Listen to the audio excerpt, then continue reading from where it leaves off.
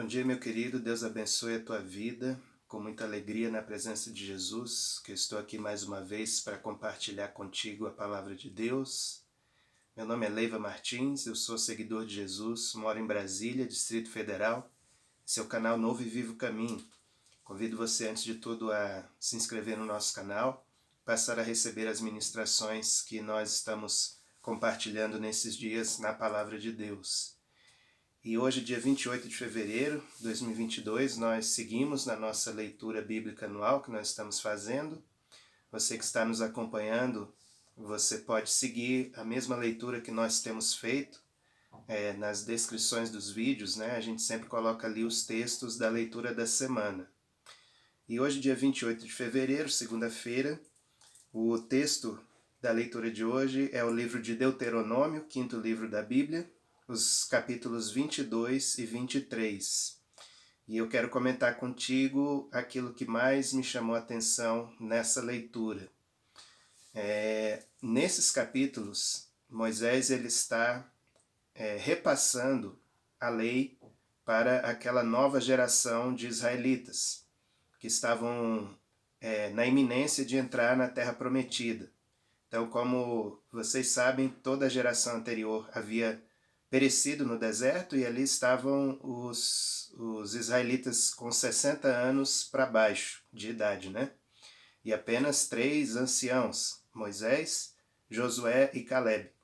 E logo, em breve, Moisés seria retirado do meio deles, só ficariam Josué e Caleb da geração mais antiga, e todo o restante era esse pessoal mais novo. Então, Moisés estava ali repassando a lei para eles, para que eles pudessem entrar na Terra Prometida com uma consciência nova.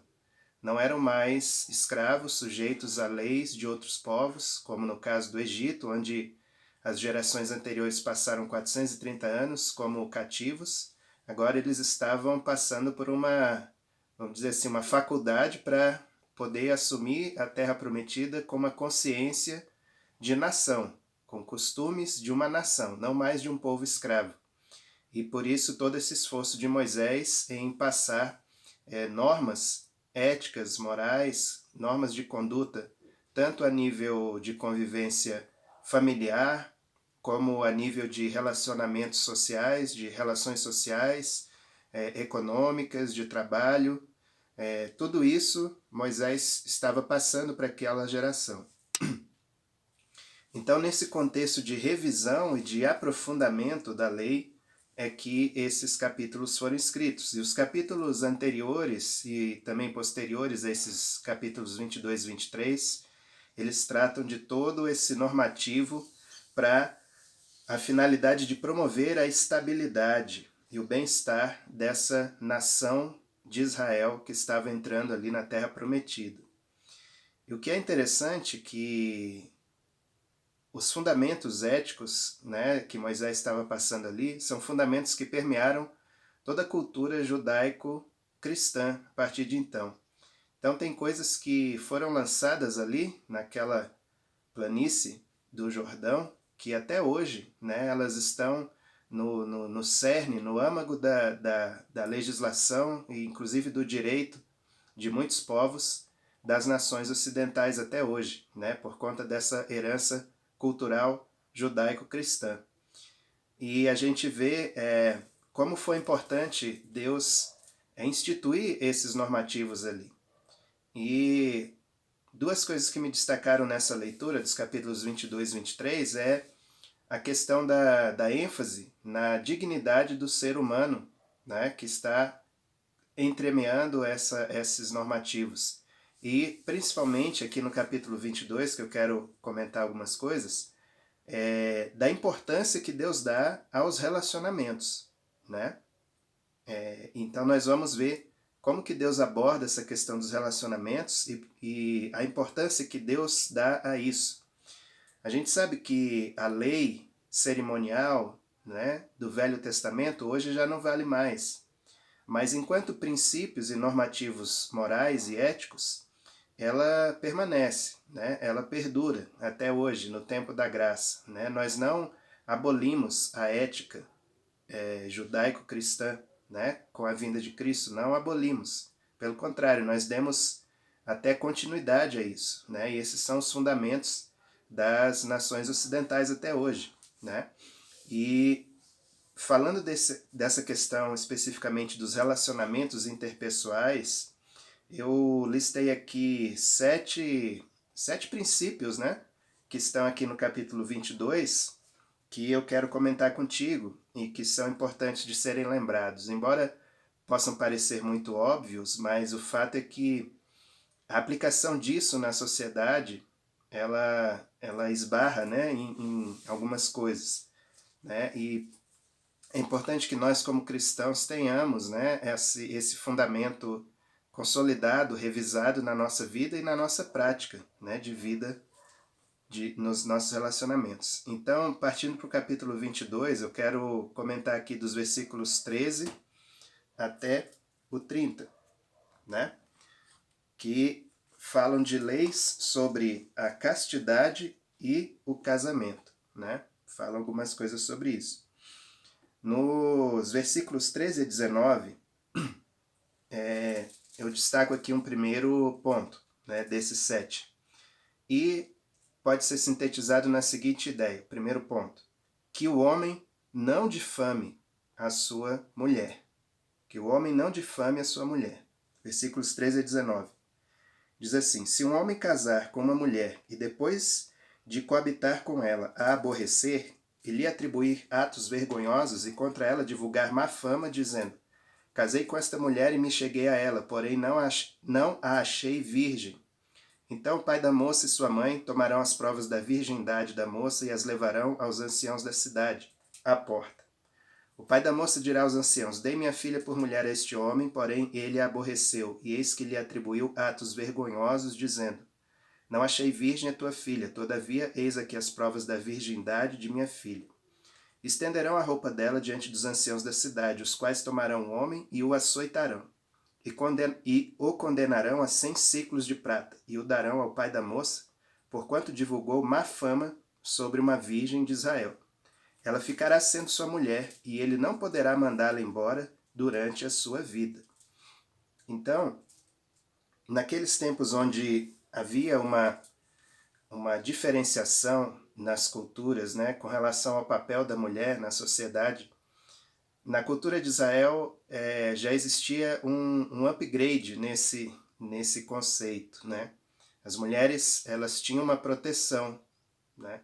Pode parecer ainda um tanto machista, né, quando a gente lê isso com os nossos olhos de hoje, mas se você entender que isso foi dito numa sociedade agrária, patriarcal, de 1500 anos atrás, você vai ver que isso já indicava uma proteção de Deus à pessoa humana, em especial da mulher. Porque aqui o que acontecia é que o homem se casava com uma moça e por algum motivo não declarado, ele queria largar aquela companhia. Então ele atribuía a ela atos vergonhosos, né? No sentido de dizer que eu casei com ela, mas ela não era virgem. Então tinha esse costume de se guardar as roupas, né, da primeira relação sexual de uma virgem, né, para que servisse de prova da sua virgindade, né. Isso pode parecer meio estranho, mas é um dispositivo de proteção para essa pessoa, para que ela não fosse largada com uma má fama, né, no meio da sociedade e fosse abandonada, repudiada pelo seu marido. Então, o homem, além de pagar uma multa para o pai da moça, né, seria açoitado por levantar calúnia contra uma virgem em Israel, né? Então, isso tudo, o pano de fundo disso tudo é Deus protege, valoriza o casamento e os relacionamentos, né? Na ótica de Deus, o casamento é algo sagrado, é algo santo, é algo que, uma vez estabelecido, não deve ser rompido, né? Por isso que Deus colocou um peso sobre algum engraçadinho, vamos dizer assim, que quisesse divulgar má fama sobre uma moça em Israel, né? Então esse primeiro princípio, que o homem não difame a sua mulher. Segundo princípio, que uma mulher não desonre a seu pai ou a sua casa, né?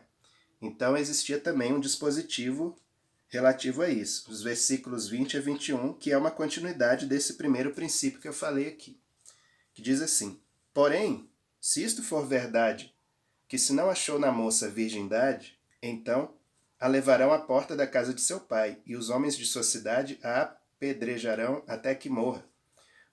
Pois fez loucura em Israel, prostituindo-se na casa de seu pai. Assim eliminarás o mal do meio de ti. Né?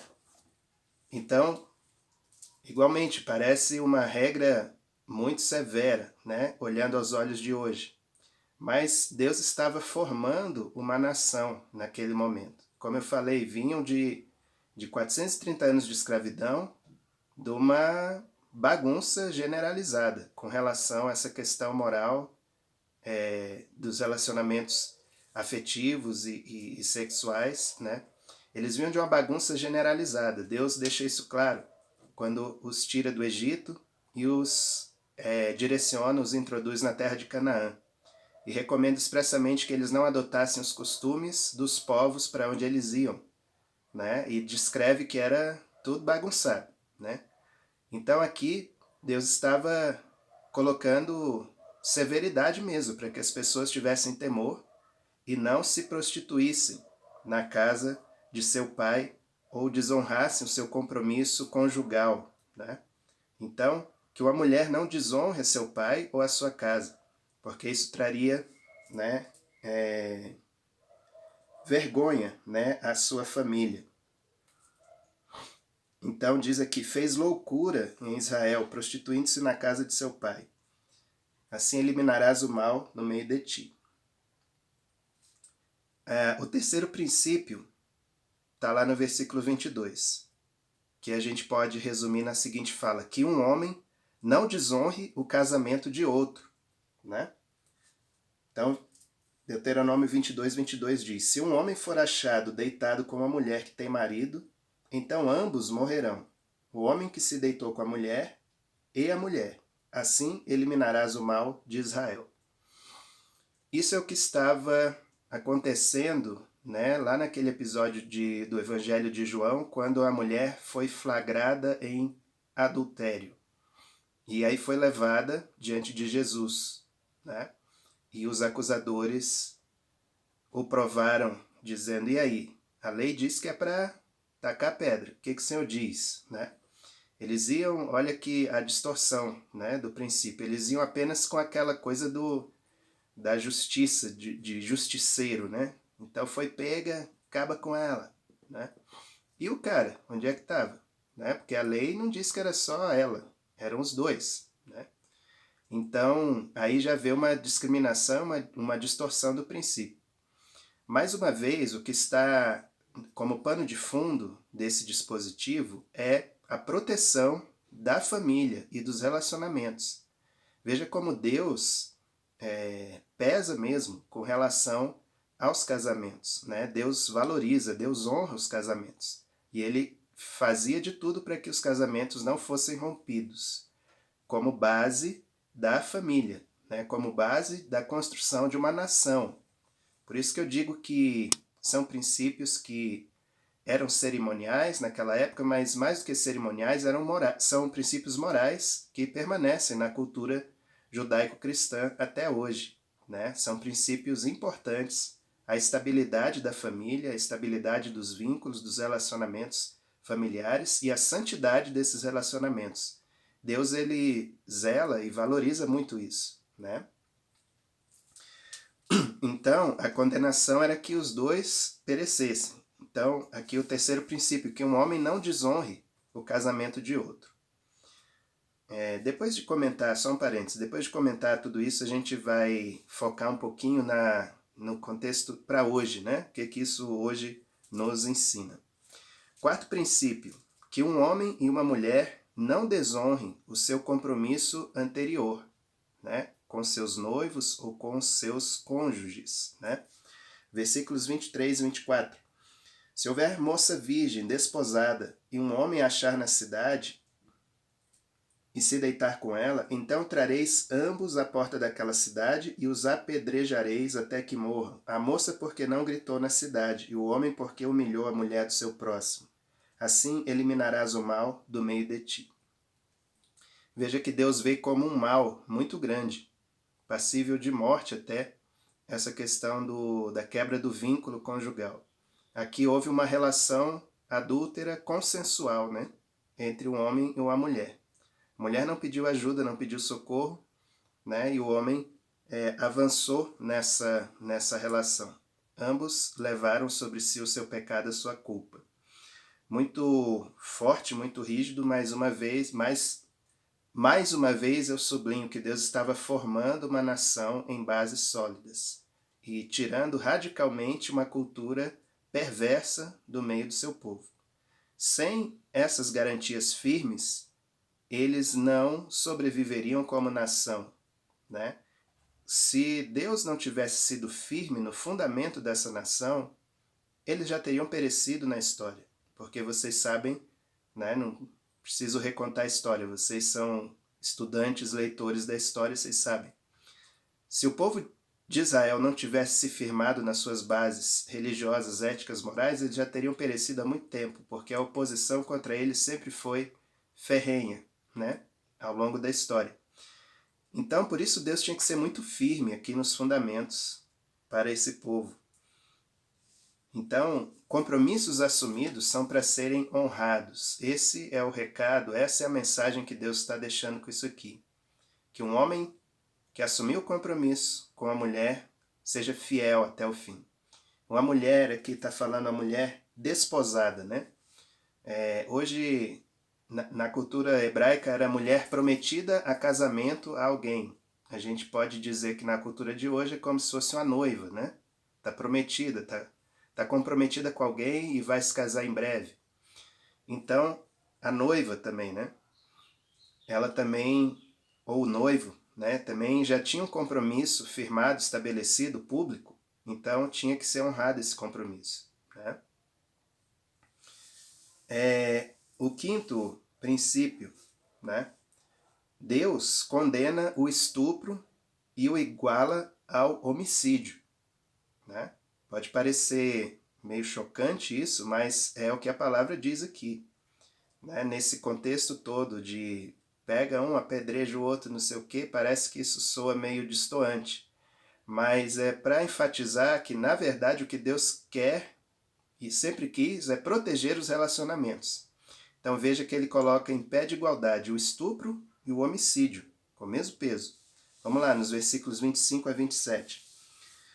Se houver moça virgem desposada e um homem a achar na cidade e se deitar com ela, então trareis ambos à porta daquela cidade e os apedrejareis até que morram. Versículos 25 a 27, estava lendo anterior. Porém, se algum homem no campo achar moça desposada e a forçar e se deitar com ela, então morrerá só o homem que se deitou com ela. A moça não farás nada, ela não tem culpa de morte, porque, como o homem que se levanta contra o seu próximo e lhe tira a vida, assim também é este caso. Pois a achou no campo, a moça desposada gritou e não houve quem a livrasse.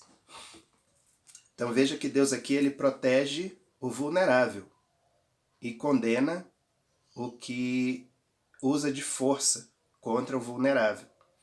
Então esse é um princípio subjacente, né, ao direito, né, até hoje. Então a proteção do vulnerável aqui, no caso a moça desposada que não tinha quem a socorresse. Ela gritou, ela reagiu, ela não quis, né, mas alguém a forçou a um ato, né, sexual.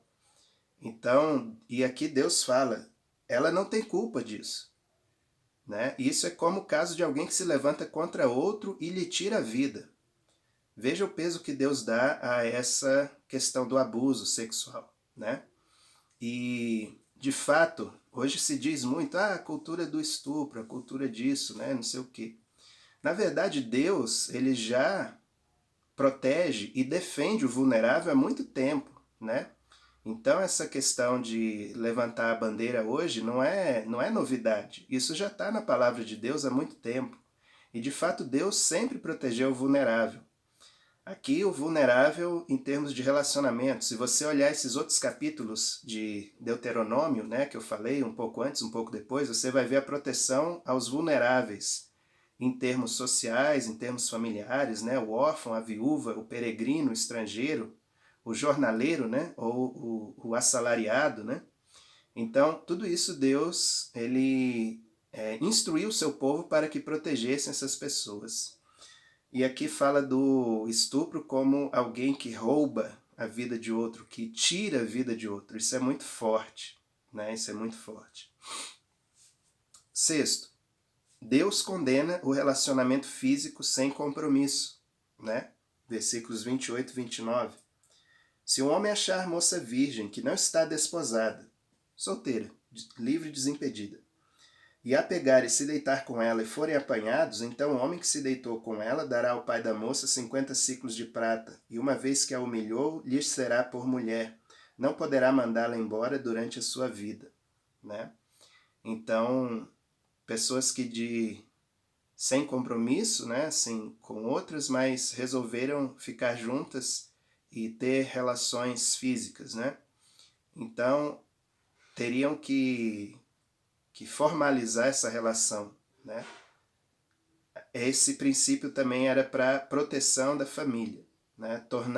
Tornaram-se ambos uma só carne. Então Deus queria que isso fosse protegido, né? Porque a pessoa humilhou, ela roubou a castidade, a santidade de outra. Ela defraudou alguém. Então isso precisava ser corrigido. Claro que, me entenda, estou falando disso daquele contexto lá, onde Deus está formando uma nação, né? Por isso que nós vamos comentar um pouquinho depois aqui sobre a aplicação para agora. E por último, o princípio, que um homem não desonre a família de seu pai. Versículo 30. Nenhum homem tomará sua madrasta e não profanará o leito de seu pai. Então essas relações familiares extremamente próximas e promíscuas, Deus condena, né? Era muito comum naquela época, e ainda hoje é em muitas partes do Oriente Médio, o casamento de meninas, né, de adolescentes, e quase que o casamento infantil. Então, muitas vezes, as madrastas eram da mesma faixa etária dos filhos, né, do marido. Então, acontecia, né, ocasionalmente alguma situação desse tipo, mas aqui Deus estava condenando isso, para que não houvesse desonra, né, ao tronco familiar, né, à origem familiar das pessoas. Uma aplicação desses princípios todos para hoje, né, em linhas gerais, Deus, ele se importa com os nossos relacionamentos. Deus, ele valoriza os nossos relacionamentos. Então, aquilo que os teus lábios fizeram promessa, aquilo que você votou, né, prometeu, cumpra. Seja fiel e cumpra, porque Deus, lá em Malaquias, ele diz expressamente, ele abomina, ele detesta o divórcio, né? Ele não deseja isso. Então, cumpra, né, os votos que você fez. E aí, trazendo para a cultura brasileira, se a gente pegar a nossa cultura de origem, bagunçada, promíscua, né, de onde nós viemos, toda torta, né, como aplicar esses princípios na nossa vida? Às vezes pessoas vêm para o reino de Deus com uma larga experiência de promiscuidade, né, de envolvimentos os mais diversos, até mesmo de praticar ou de sofrer abusos, né, tudo isso. Primeira coisa, primeiro princípio, né, com essa palavra, que eu quero que você tenha bem firmado no teu coração, é que o sangue de Jesus Cristo, o Filho de Deus, nos purifica de todo pecado, né? Se passamos pela porta do reino do arrependimento, se entramos no reino de Deus pelo arrependimento, o sangue de Jesus Cristo nos purifica de todo pecado. Então, isso é um fato, isso é uma certeza que nós devemos ter em nosso coração. O sangue de Jesus já nos purificou de toda coisa errada que nós já fizemos, né? Então, tira qualquer peso de sobre o teu coração. Arrependimento. Se ainda dói no coração, é preciso que seja confessado, né? É preciso que esses pecados sejam confessados, porque os envolvimentos físicos, sexuais, né, os abusos, seja tendo sofrido ou tendo causado, eles produzem marcas muito fortes, né, no corpo, na alma e no espírito. E muitas vezes o que eu observo é que as pessoas passam alguns anos, algum tempo, ainda remoendo ou tendo recaídas, né, emocionais ou espirituais com relação a essas marcas. Mas em Cristo há provisão para sermos curados e restaurados e feitos novas criaturas. Nós já somos novas criaturas em Cristo, mas isso precisa ser apropriado e ser completamente ministrado na nossa vida para que a gente seja completamente curado. Talvez uma das coisas mais complexas da gente abordar seja esse ponto, né? Por causa da nossa cultura brasileira promíscua mesmo, né? Infelizmente nós temos como nação essa marca. Mas Cristo está aqui, hoje, presente, para nos curar de toda marca. Então, mesmo que você tenha sido abusado, mesmo que você tenha sido um abusador, mesmo que você tenha praticado relações que não foram as do padrão bíblico, né? Em Cristo, todos nós podemos e somos restaurados segundo a vontade e o propósito eterno de Deus em nossa vida. E nós podemos viver relacionamentos saudáveis, curados, restaurados e santos perante a sua presença. Porque isso vai garantir a estabilidade da nossa família física natural e também a estabilidade das nossas comunidades, né? A gente vê uma correlação muito grande entre a desestabilidade familiar e a desestabilidade social, né? Isso existe, não há como negar isso, né? E, acima de tudo, saber que em Cristo, né, nós podemos ter uma vida com graça, com alegria e viver os nossos relacionamentos de uma forma saudável, né? O homem sendo esposa de uma só mulher, a mulher sendo esposa de um só homem, os filhos sendo criados debaixo da graça e da direção de Deus e vendo em seus pais um modelo, né, para terem suas famílias futuramente também estabelecidas. E ainda que não haja uma família com todos esses elementos, homem, mulher e filhos, mas sejam criados por parentes ou por avós ou por avós, né? Ou mesmo por pessoas que não são da tua relacionamento biológico, sanguíneo, mas em Cristo nós podemos sim ter a nossa identidade, a nossa convivência familiar restaurada e curada, para a glória do Senhor. Então eu queria deixar essa mensagem que começou um tanto severa, né? Mas é uma mensagem de esperança para cada um de nós e para as nossas famílias, né? Que o Senhor possa abençoar a minha família, a tua família, que o Senhor possa completar a obra de cura e de restauração na vida e no coração de cada um de nós. E eu quero deixar também uma palavra aqui. Se, por um acaso, essas coisas você tenha sofrido, isso ainda incomoda no teu coração, na tua alma, peça ajuda para ser curado, né? Não é vergonha você ter passado, ter sofrido essas coisas, né? Peça ajuda para ser curado, para ser restaurado, para viver uma vida totalmente livre na presença de Deus. Amém? Isso foi o que queimou no meu coração para o dia de hoje, dia 28 de fevereiro. Eu espero que você receba essa palavra com o coração aberto, né? E que o Espírito Santo possa amplificar os efeitos dessa palavra na tua vida. Amém? Fecha os teus olhos, vamos orar um pouco. Senhor, nós cremos no poder eterno da tua palavra, no poder da palavra que é viva, eficaz, mais cortante que espada de dois gumes, que discerne todas as coisas dentro do nosso coração. E eu sei, Senhor, que existem pessoas que estão ouvindo agora essa palavra, que precisam de uma cura, de uma restauração, de um arrependimento, de um alinhamento com os teus princípios e os teus propósitos. Te peço, Espírito Santo, que seja derramado sobre a vida de cada um, Senhor, e que leve essas pessoas a esse ponto, a esse momento de serem transformadas pelo teu precioso toque restaurador, purificador, santificador, Senhor. Assim eu oro, Pai, em nome de Jesus, Que o Senhor nos abençoe em cada vínculo, em cada relacionamento.